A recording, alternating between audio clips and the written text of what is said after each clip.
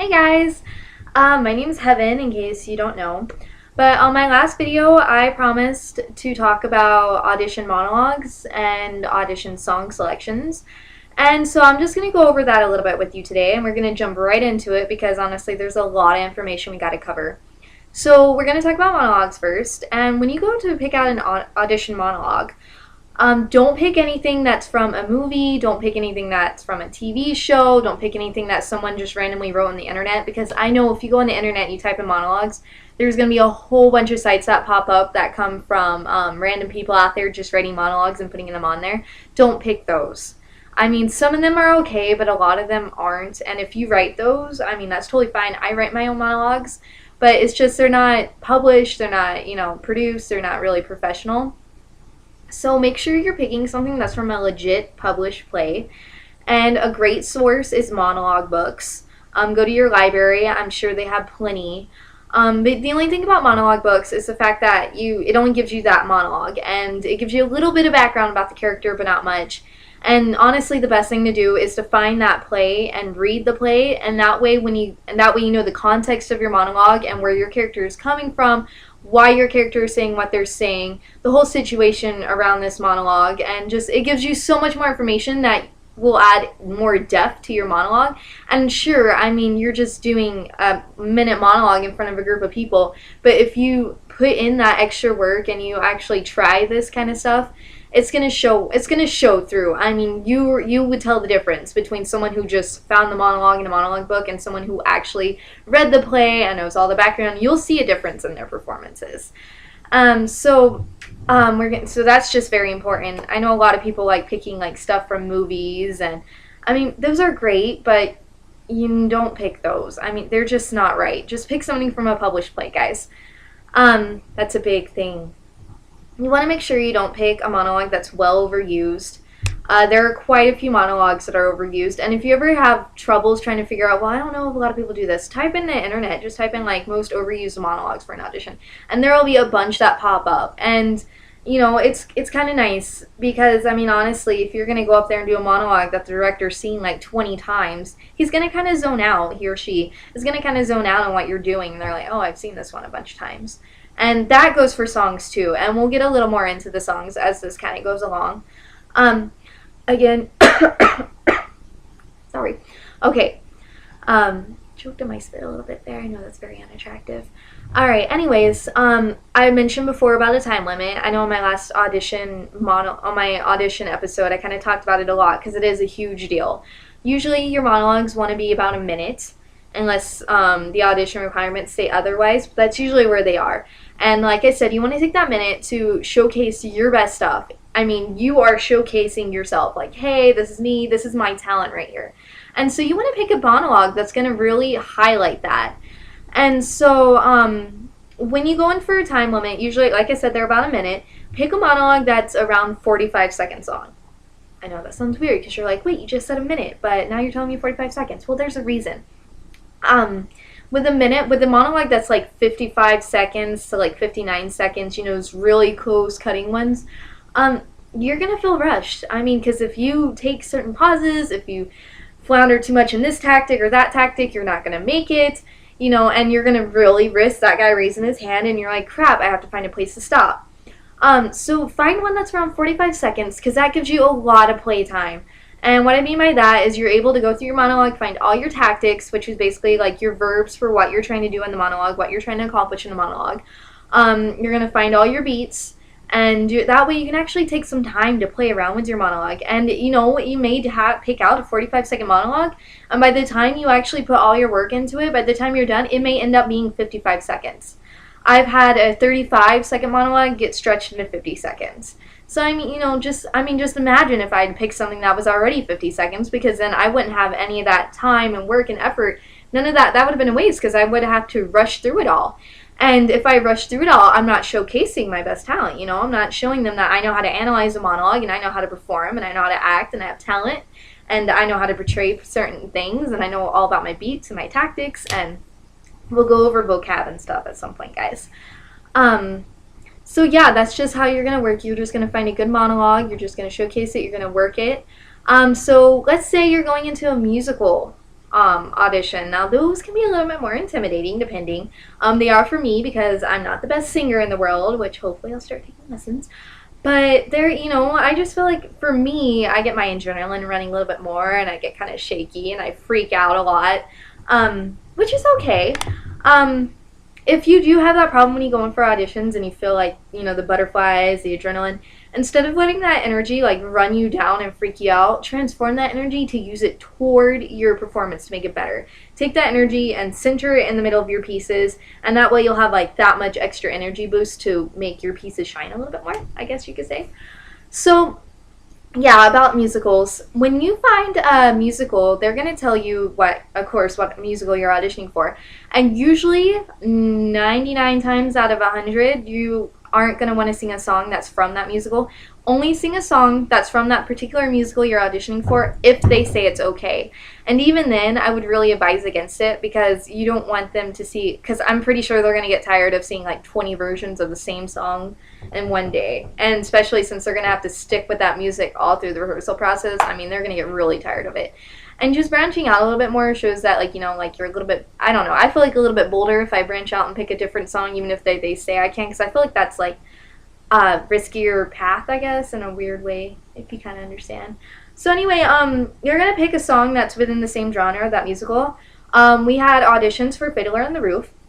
And that's kind of like that old folk-telling music, it's kind of like that upbeat, but, piano and violin and orchestra, but it's not like anything compared to Wicked or Rent or anything. Like, that's a far off genre. So when I actually auditioned, I chose a song, These Are My Favorite Things or something like that from The Sound of Music, and they're both in the same genre.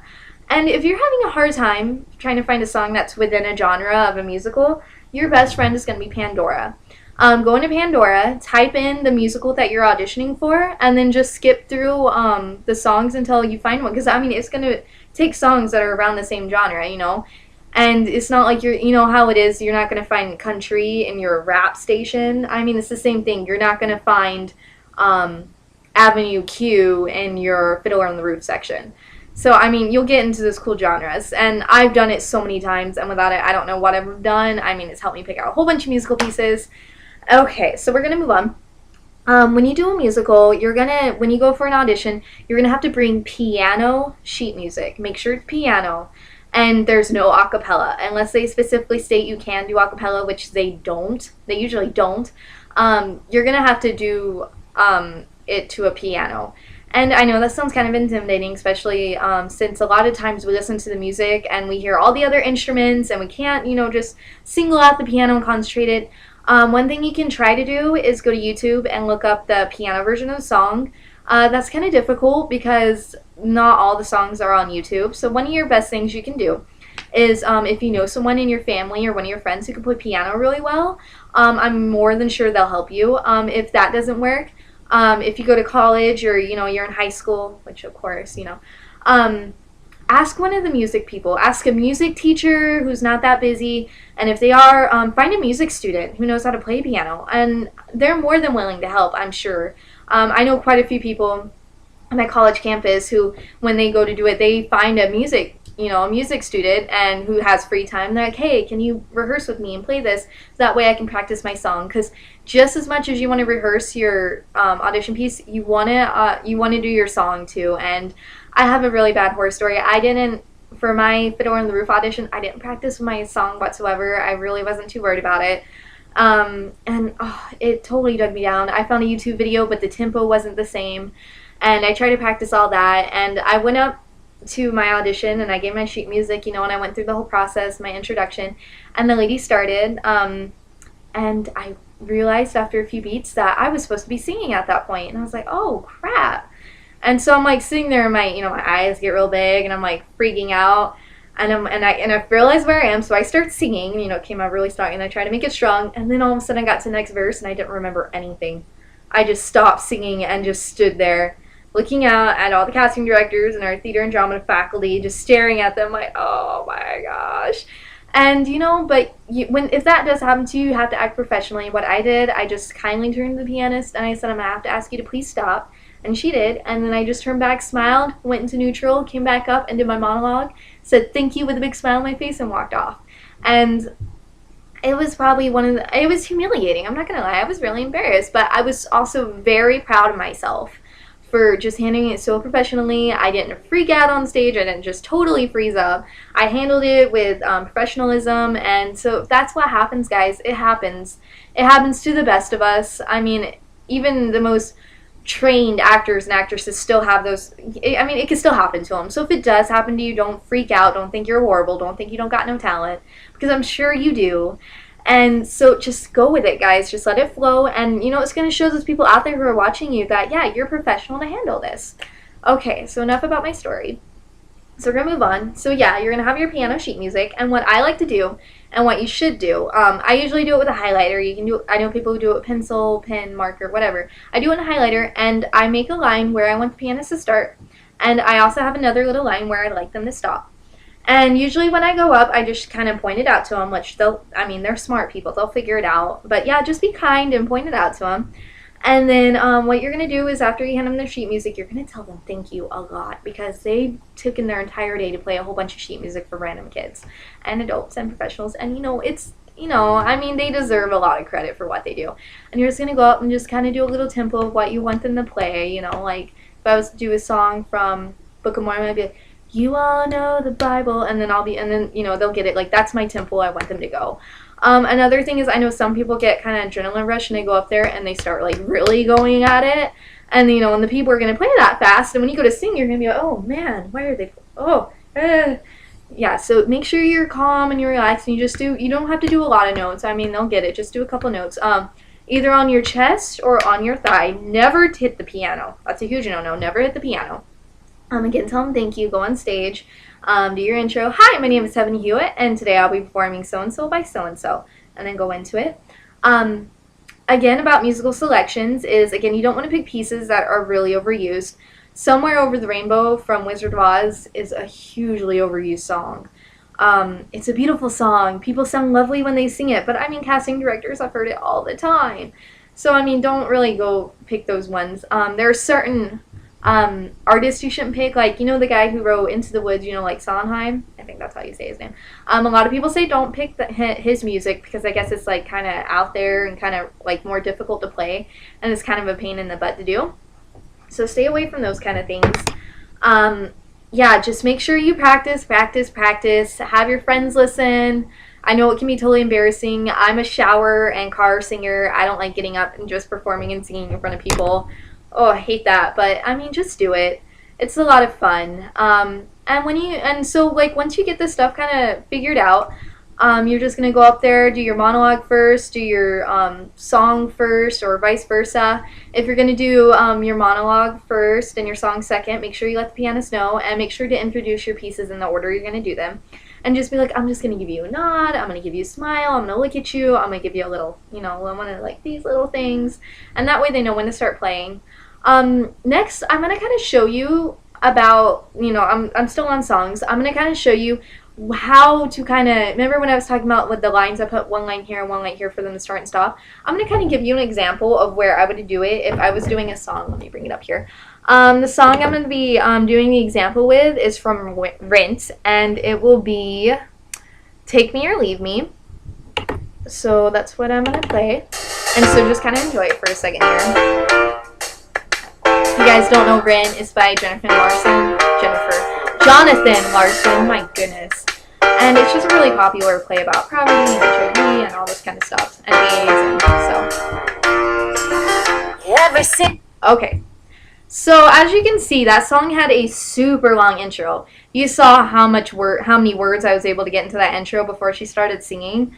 That if you let your pianist play that big part of that song, that's like, let me see how much time that was. That was 17 seconds right when she started singing. That's 17 seconds you lose in being able to perform your song, and that takes away from being able to do your monologue, being able to finish your song on time, not getting, you don't want to be called on time. So I would actually, from where she started singing, I would probably scoot back maybe 2 seconds. In that case, maybe like 1 or 2 bars, in the music, just so that I get a couple beats in my head, and then I'm able to start singing. So probably right around here. So right where I should read, I'd probably put a little, right where I started it from, I'd probably put a little line right there. And then I would go ahead and start singing from there. Every single day, I walk down the street, I hear people say, baby, so sweet. Ever since puberty, everybody stares at me. Boys, girls, I can't help it, baby. So be kind and don't lose your mind. Just remember that I'm your baby. Take me for what I am, who I was meant to be. And if you give a damn, take me, baby, or leave me. Alright, so that ended up being around 43 seconds, which is perfect, guys. And probably after she finished that last me is where I'd put my second line. And that's what I would sing. In that short little segment of song, I was able to get in, show that I was able to hold short notes, long notes. There's a little fluctuation in some parts. I mean, it's just a really nice portion of the song. And I mean, it's a lot of song to be able to get into just around 43 seconds. And so that's probably what I would do. If you want, you can go on to later in the song, maybe when Joanne starts singing. You can choose other songs, like one song, Glory, and do one part where Roger's singing. You don't have to just pick this play. You can pick all kinds of plays, guys. But I'm just giving you an example. And I mean, that portion of song makes a lot of sense. It's a whole verse. Make sure when you're doing it, you're kind of picking little verses. Don't pick something random, some random part of the song that's not going to make sense at all, and just stop. Because I mean, that's like stop talking before you finish your sentence. You want to make sure you have a complete thought process of the song, I guess is what I can say. So yeah, guys, that's really all there is to it. If you have any questions, leave some, or you want to know something else about theater related or auditions, I'm going to make more videos for you. If you're just wondering, just leave some questions down in the little comment boxes down there, and I'll try to get to them. And so yeah, guys, break a leg on all your theater endeavors, and I hope you learned a lot. And so thanks. Bye.